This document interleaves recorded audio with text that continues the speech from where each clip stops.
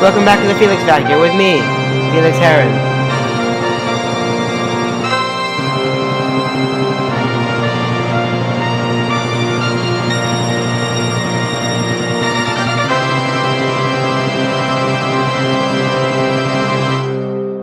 This week, we're talking about plants. Not just, trees, but in-depth stuff. Specifically, angiosperms. First, we'll be talking about one of the two main groups of angiosperms, monocots, and also their companion eudicots.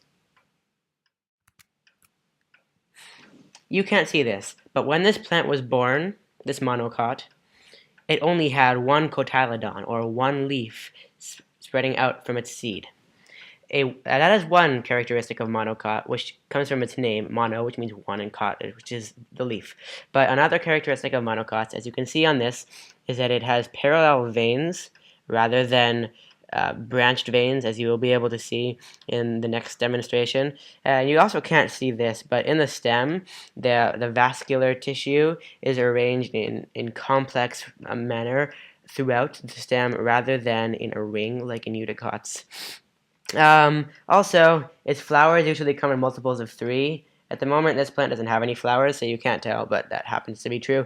And also, the root system is like a mat, or is like someone's hair if they have really curly hair, because it kind of goes out like that, and it's very, very thick, and therefore the roots can extend over a not very deep, but can still have a good support system. Like you can see, this plant doesn't have very deep roots, but it still is pretty firm. I can shake it around and nothing happens.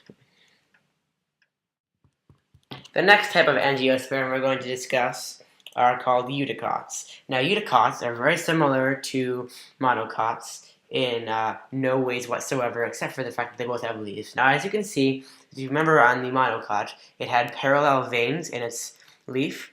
Well, eudicots have veined veins. They're kind of spread out like that. And as you can tell by the name eudicot, if you speak Greek, when it was just a seedling, it had 2 leaves coming out of its seed rather than just one like in the monocot. Now, like most eudicots, or all eudicots, you can't see this unless I were to cut open this tree, which I'm not really going to. You can see that it has a ringed bundle of vascular tissue, as well as floral parts, which come in arrangements of 4 or 5. And there are flowers on this tree, but if we had a floral eudicot here, you could observe that. And also, as you might be able to tell, sort of by looking at the roots of this plant, they go straight down and dig deep into the soil, whereas in monocots, like you remember, they're like little mats.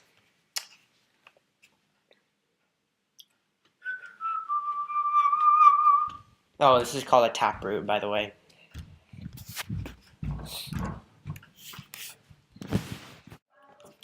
So, as you can see in this plant here, there are 3 main parts to it. First, at the bottom, we have the root system. Then we have the shoot system, and lastly, the leaves. Now, the roots, as you can see, well, sort of, they are mainly for taking up nutrients and water out of the soil, and they are spread throughout the rest of the plant using xylem. Then the shoot system, like the stem and these branches here, well, they are the ones that deliver the nutrients to the leaves, and they also pass things through them. Then, as you can see here, we have a leaf, and this is coming from a terminal bud, and the terminal buds are the buds at the end of the stems that bloom, resulting in leaves. Here is what we call an auxiliary bud. It's at the node, and If in order to make your plants at home bushier, I'm not going to do this because I like this plant, but I could snip off this, which would sprout, which would make the auxiliary buds sprout. This this process is called the apical dominance, in which the auxiliary buds produce hormones to make the terminal buds bloom, and since the terminal buds have been cut off, the auxiliary buds then bloom, and this will make the plant have more leaves, more in a more condensed area. And the leaves photosynthesize for the plant, as well as release carbon dioxide through the stomata.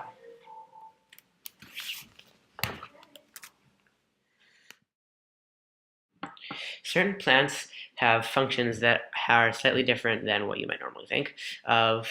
For example, in some plants have things called a taproot, which is basically just a root that has been enlarged and can store sugar during flowering season. The next is a rhizome, and with that a tuber.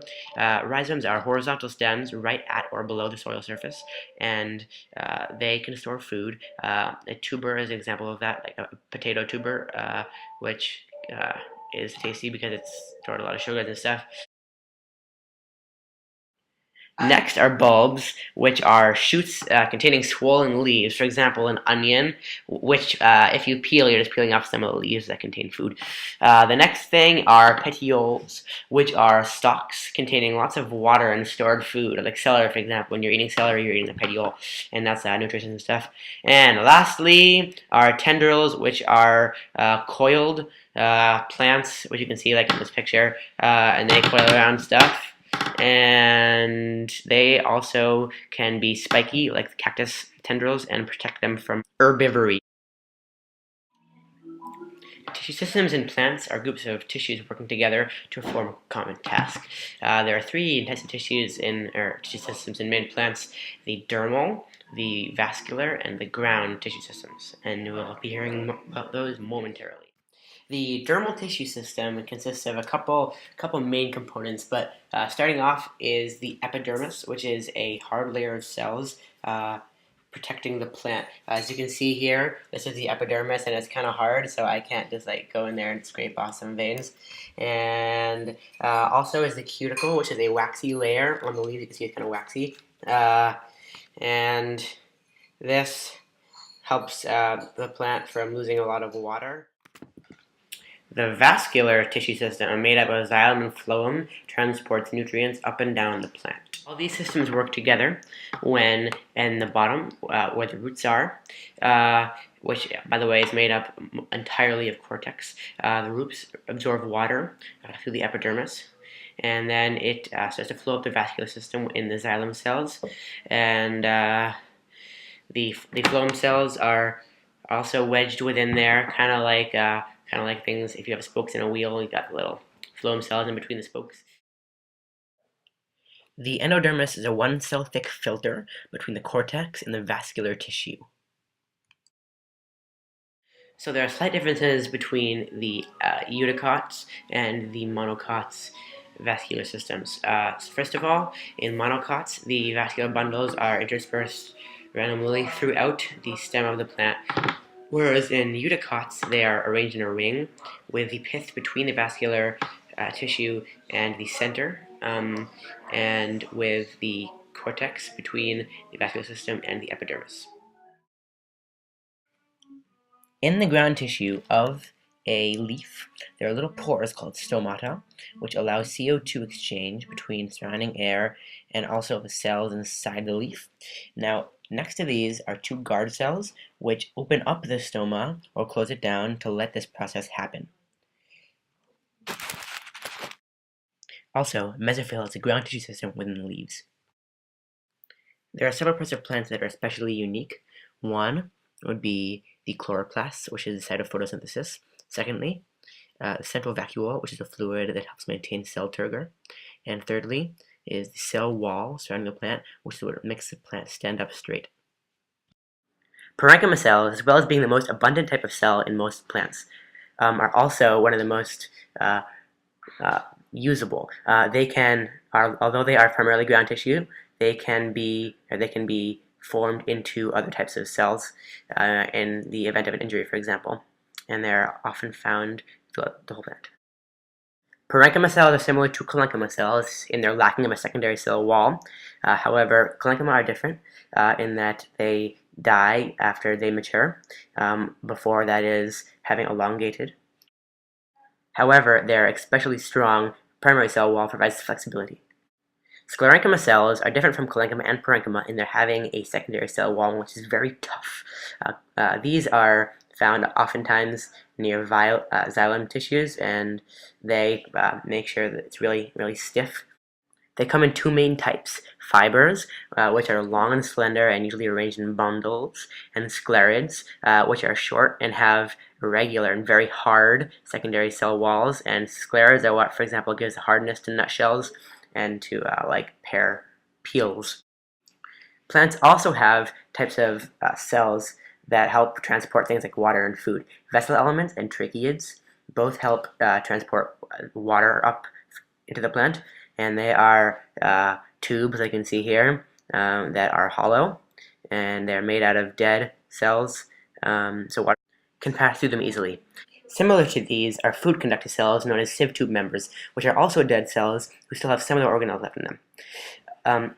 Along with these are sieve plates and companion cells, which help the food get passed along the sieve plates by filtering a little bit, and companion cells by transporting proteins. Xylem tissue contains the vessel elements and tracheids, while the phloem tissue contains sieve tube members. Now, what you see here is a tree and a human. You might ask yourself, what do trees and humans have in common? Well, the answer is nothing. That is, they have very much not in common other than the fact that they are living, and one of these is called growth. Plants exercise something called indeterminate growth, which means that they keep growing and growing and growing and enlarging in size until they get annihilated by some other factor and rendered dead.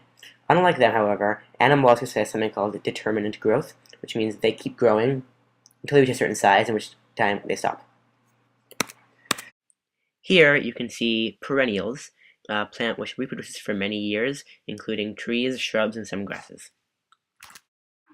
Annuals are plants that complete their life cycle in 1 year and then die, letting their seeds go and reproduce in the next year. These biennials are very like annuals, except that their life cycle spans 2 years. We're going on the road.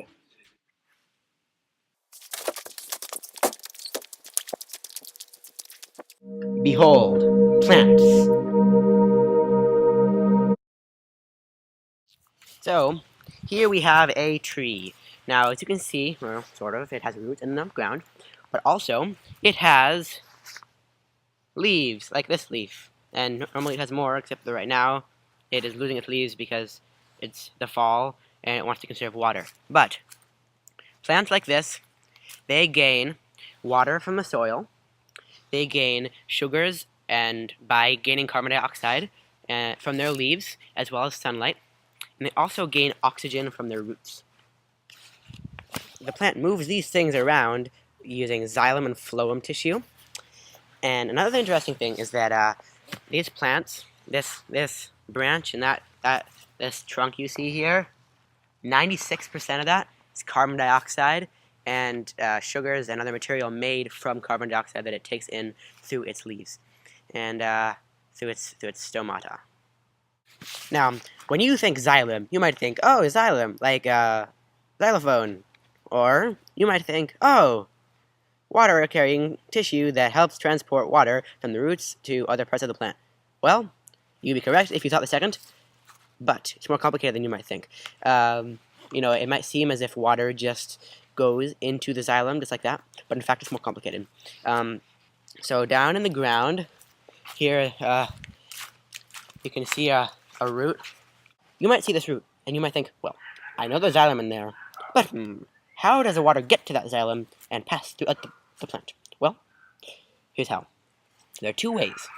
One is the intracellular method, and in this way, water enters the cells and gets passed along the middle of the cell via plasmodesmata. It's really passed with between the cells. And anyway, the cell membranes of these cells are very selective. They only let some minerals come in. And so by the time it gets to the xylem tissue, only the right stuff is in there. Now the other way is the extracellular method, and so water goes into the root hairs, but it doesn't actually get absorbed by any cells. It sticks between the cell walls, and then gets passed along through until it reaches the middle. But before that, there's something called the Casparian strip, which, because the water didn't get passed through the cell walls and didn't get filtered out the bad stuff, this Casparian strip filters out minerals that are not needed or are not healthy for the plant. So, now that you know how water gets to the xylem, you might be thinking, how does it get up the plant? Well, that's a good question. There are two ways. First way is by root pressure. Now, there's something in xylem called xylem sap, which is basically water in solutioned with inorganic nutrients. Now, when you have xylem sap, you got some xylem sap in your plant, well, that gets pushed into the xylem, and via osmosis, water comes in under it. Well, that water pushes up the xylem sap so that the xylem sap goes up and high into the shoot system so it can be used by the rest of the plant. Root pressure is only so good. You need another method to help bring that water and that xylem sap up the plant. Now, there's something called transpiration. And this happens when, at the top of your plant, right here, you got water that gets pushed out from the leaves. Alright? This creates something very special. Now, what happens is there's something called cohesion, which is the tendency for water molecules to stick together. Now, when you get a water molecule that, like before, comes out, you got a whole chain of water molecules that each get yanked up by that. And this is made by the bonds between the water molecules, and we'll get into that next year in chemistry. But that is why that happens. And another thing is adhesion, which is the tendency in this case for the water molecules to stick to the side of the xylem tubes, therefore working against gravity and making them fall back down.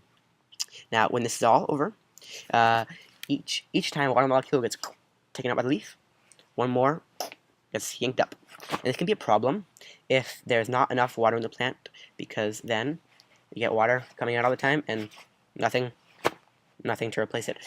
So, you know that the stomata and the guard cells are responsible for the moving around of carbon dioxide in and out of the plant. Now, you all know that is true, but why and how did this happen? Well, first of all, when there is some water in the plant, there is K plus of potassium ions that get absorbed by the garb cells, and then water comes in as well via osmosis. Now, this makes them really tight, and it gives them a hole, or it makes them move apart from each other, which then lets carbon dioxide pass through. Now, you're wondering, when did this happen? All right, so there are three real things that make this happen. First of all, sunlight makes the guard cells accumulate this phosphorus ion and therefore become turgid, which is the way that they are wider and let the stoma open. Secondly, a timing mechanism, which is that even if you put a plant in a dark room, probably during the day it would open up, in the night it would close down, just because of its internal clock. And another is a low level of carbon dioxide in the plant. Just it's telling itself that will open up the stomata by the guard cells. So we already learned how xylem moves water around the plant, but also importantly is how the plant moves around food, sucrose, in the form of phloem sap. Now, this is by the phloem tissue. So we look here at this plant, and we see that it has. So this is the leaf. I know it's kind of wilting right now, but let's just pretend that it's the middle of the summer and it's nice and green and bushy. Now, it via photosynthesis, it creates sucrose. Let's just say that this orange is the food, it's the sucrose. So it gets taken up by this, and now we have loading of the phloem into the phloem tissue. water is taken into this, creating the phloem sap. Now, the high concentration of water raises the pressure at the source, or the phloem, the sugar source on one end, whereas in another place, for example, this spot here, which is the sink, the pressure is less. Now, this makes the sugar sink down.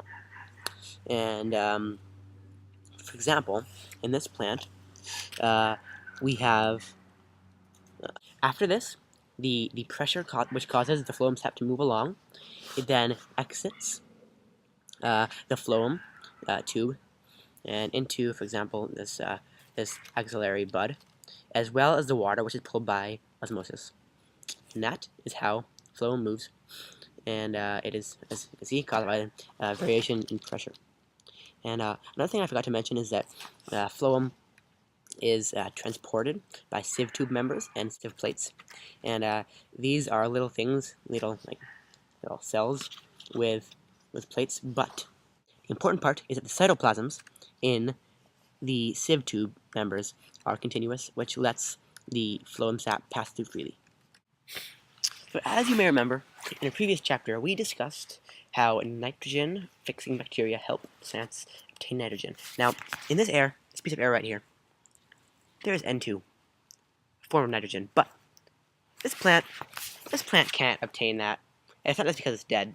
It's because it is in a form that is unusable to plants. Now, in the soil, this very soil right here, there are bacteria, nitrogen-fixing bacteria, and what they do is they convert that into ammonium, which is NH3, and ammonia, and ammonium, which is NH4+.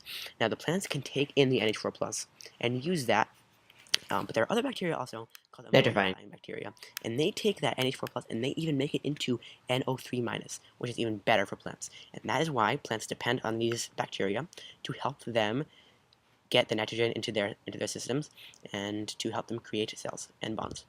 So, in a root, we have here, in some plants, there are fungal structures called mycorrhiza. And that is when you got a fungus like this fungus here, can attach itself to the root, and it's a mutualistic relationship between the fungi and the root. And basically what happens is the fungus helps it bring in water because it has such a greater surface area, and the plant gives the fungus some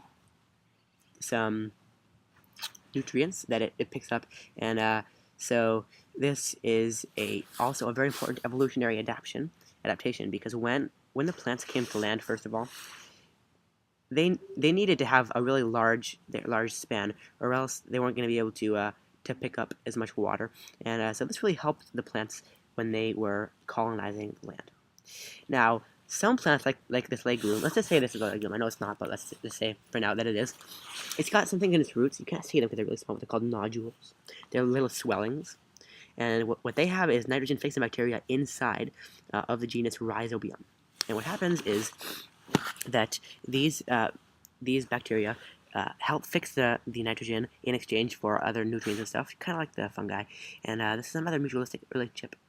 And it's very helpful for plants or for legumes especially, well, because it's the only kind of plant that does it, is because it gets a free source of nitrogen, and this can even be too much nitrogen, in which case it will just seep out. Here we can see a carnivorous plant called a Venus flytrap. This is these are the jaws, right? And these are the spines.